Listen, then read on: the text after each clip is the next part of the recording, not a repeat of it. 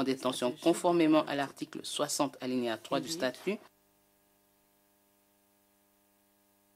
Chambre de déterminer si les circonstances ont changé pour justifier que l'on revienne sur une décision précédente de maintien en détention plutôt que de se pencher de nouveau sur chaque facteur qui sous-tend la décision de maintien en détention pour déterminer si chacun de ces facteurs a changé. Sur cette base, la Chambre d'appel conclut que la Chambre préliminaire n'a pas commis d'erreur en concluant que les circonstances n'avaient pas évolué en ce qui concerne l'existence des circonstances qui justifient le maintien en décision en vertu de l'article 58.1 B petit i à petit 3. Aussi, ce moyen d'appel est rejeté. Troisième et sixième moyen d'appel. Le troisième moyen d'appel de M. Gbagbo est que la Chambre préliminaire a commis une erreur de droit en négligeant d'évaluer la valeur probante du rapport final rédigé par le groupe d'experts sur la Côte d'Ivoire, malgré la demande de M. Gbagbo.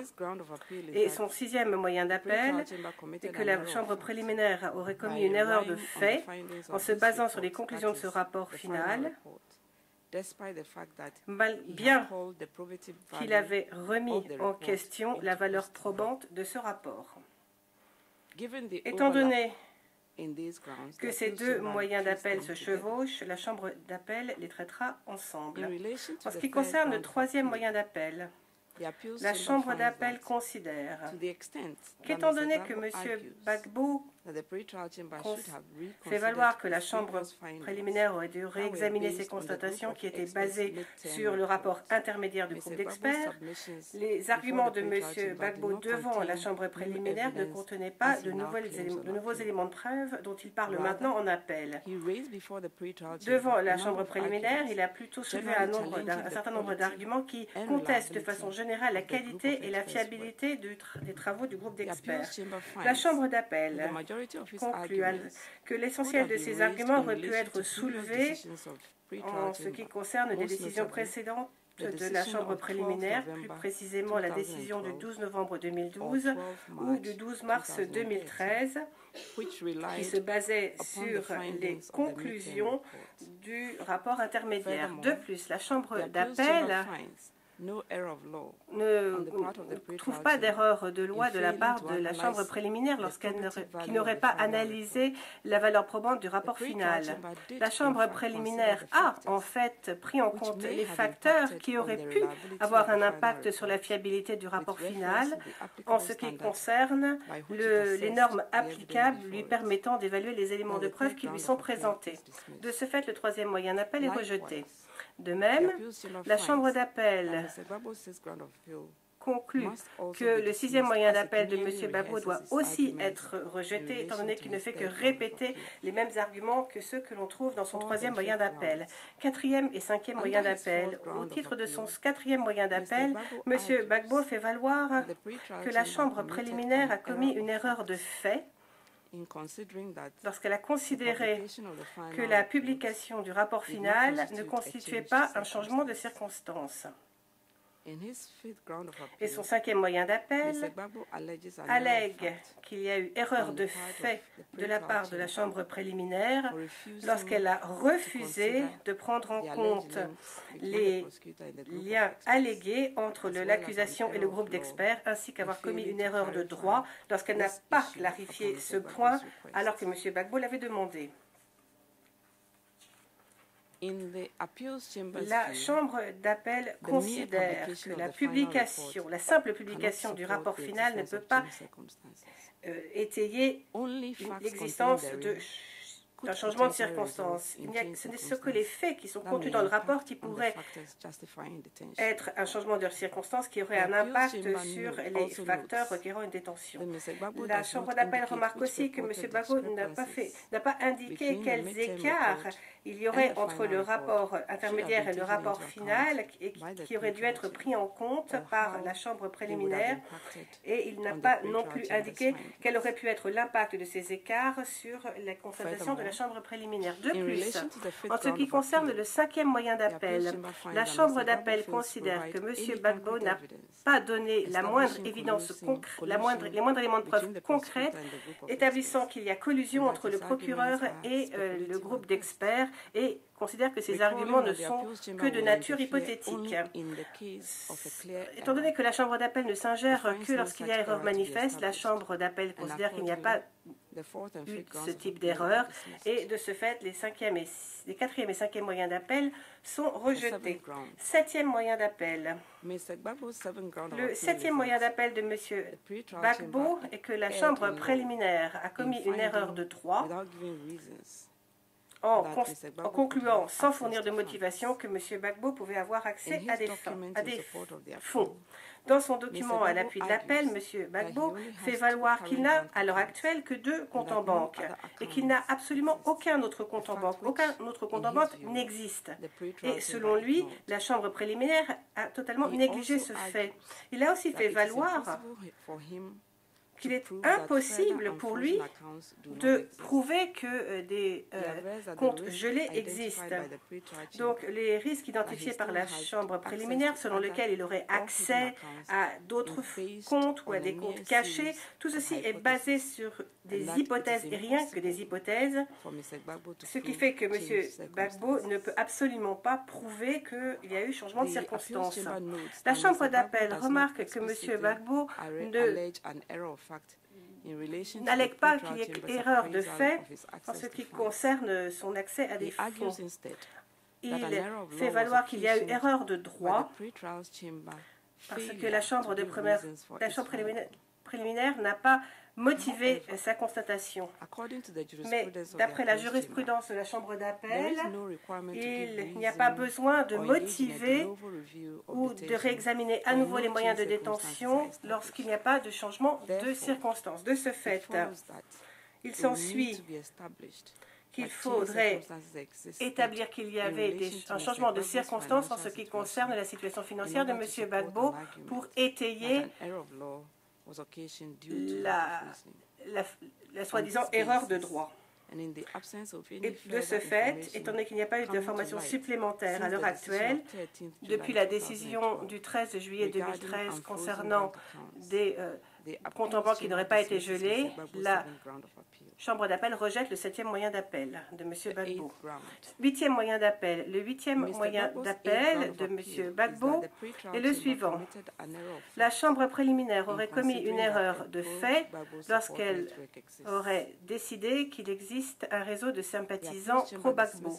La Chambre d'appel rejette ce 8e moyen d'appel, étant donné qu'il ne fait que revenir sur les mêmes arguments qui ont été présentés dans le cadre du 2e moyen d'appel.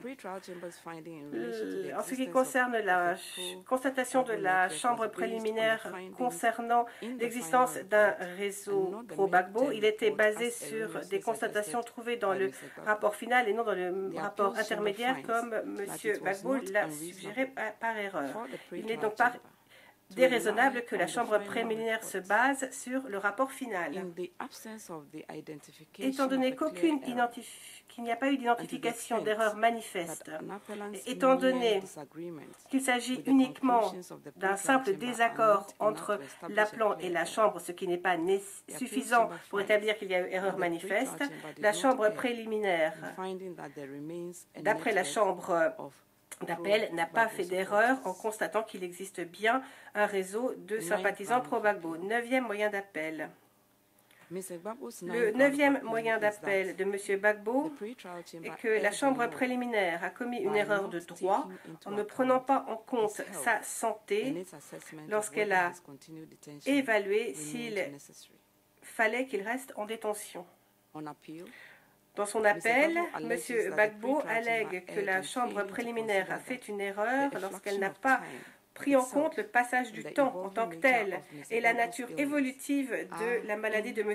Gbagbo, qui, d'après la défense, constitue un changement de circonstance qui a un impact sur le besoin de le garder en détention. À cet égard, la Chambre d'appel remarque que la Chambre préliminaire n'a pas discuté des arguments même de M. Gbagbo sur le fond, mais n'a fait que remarquer que les arguments de M. Gbagbo répètent ce qu'il avait déjà déjà dit et donc ne constitue pas une nouvelle circonstance. La Chambre d'appel ne voit aucune erreur dans le traitement qu'a fait la Chambre préliminaire de ces soi-disant circonstances. Les références de M. Gbagbo au rapport d'expert médical ne constituent pas une nouvelle circonstance, étant donné qu'ils avaient déjà été évalués par la Chambre préliminaire. Étant donné qu'il n'y a pas d'éléments de preuve permettant d'essayer ces affirmations, la Chambre préliminaire ne peut pas être en faute pour avoir rejeté les arguments de M. Gbagbo qui n'étaient que redondants. De ce fait, ce moyen d'appel est rejeté. 10e moyen d'appel. Le 10e moyen d'appel de M. Gbagbo est que la Chambre a commis une erreur de droit lorsqu'elle a évalué les critères autorisant une libération conditionnelle. M. Gbagbo considère que la Chambre préliminaire a fait une erreur en ne motivant pas en quoi les garanties offertes ne minimisaient pas les risques et justifiaient donc la libération conditionnelle. De plus, il remarque que la Chambre préliminaire devait expliquer point par point pourquoi les nombreuses mesures de sécurité proposées par les États hôtes potentiels n'atténueraient pas les risques.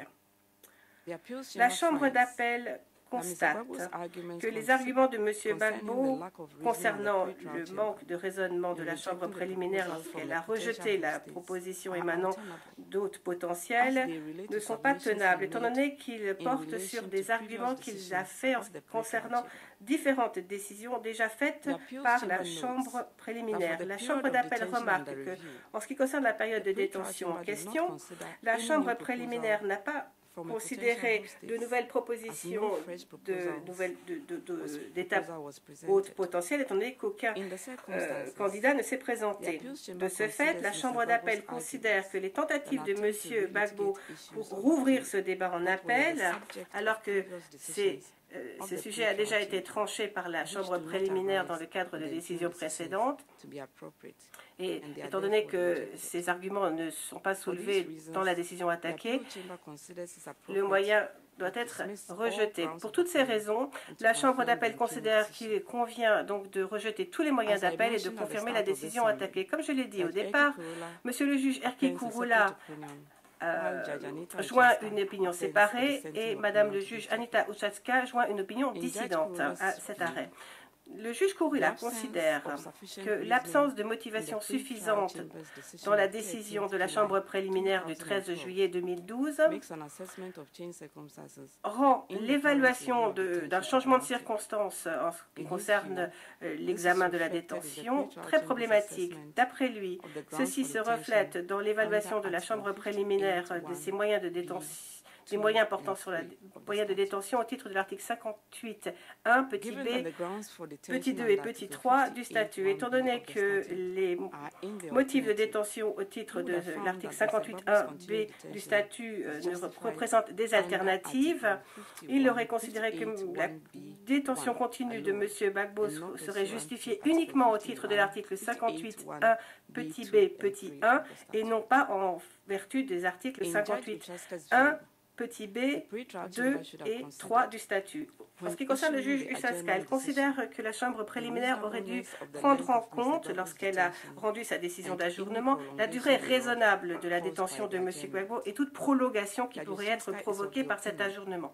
Madame le juge Ušacka considère que la décision d'ajournement est un changement de circonstance qui aurait dû obliger la Chambre préliminaire à réexaminer les fondements sur lesquels M. Gbagbo est maintenu en détention. D'après elle, il existe un changement de circonstance parce que la décision d'ajournement a jeté un doute sur les éléments de preuve qui sous-tendent les charges dans leur ensemble et que ces doutes abaissent nécessairement et naturellement le seuil de la preuve tel qu'énoncé à l'article 58.1a du statut.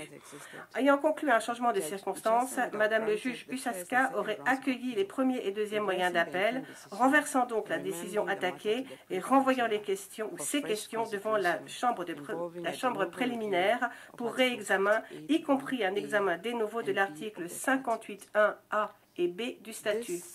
Ceci met un terme à la lecture de ce résumé d'arrêt. Je vous remercie.